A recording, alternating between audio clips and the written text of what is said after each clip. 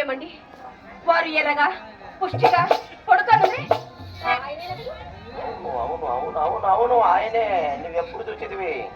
ఒకప్పుడు గోపాలస్వామి వారి కోవెలలో కళ్యాణ సమయమైన కావాల్సి వచ్చేది. ఏమండి వారు చాలా భాగ్యవంతులను అడిగా ఏ పాటి స్థితి ఉండనండి. అవునవును 40 లక్షల దాకా ఉండును.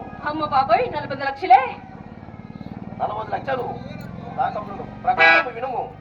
వినుము మంగళుడు నేనును సహజైలము. ఆ దినములలో అతడే నేను, నేనే అతడు. నీవు నేనులాగా, చిలక కోరికలాగా, ప్రేమ పావురాల్లాగా చల్లని గాలిలో ఈ అమావాస్య రాత్రిలో. అవునండి అన్ని రాత్రులే. నీవు నా పక్కన ఉంటే పరవశమే కదా. పరవశమే కాదా చల్లని గాలి.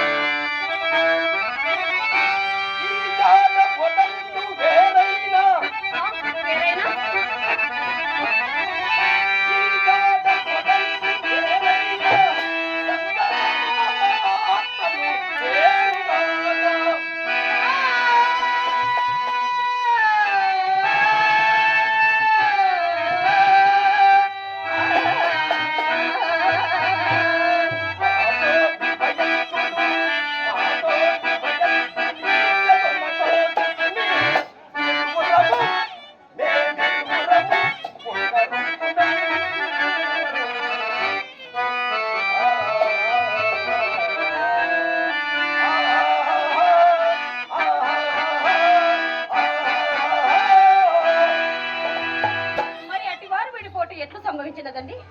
అతడు ఆంధ్రము చాలించి ఆ, సంస్కృత పాఠశాలలో ప్రవేశించినాడు. మరి తమరు? నేను చదువు చాలించి నీ వాడలో ప్రవేశించినాను. ఆహా. అందువల్ల సంబంధము పూర్తిగా తప్పిపోయి ఆహా. ఒకరికొకరు మర్చిపో వరకు వచ్చినాము.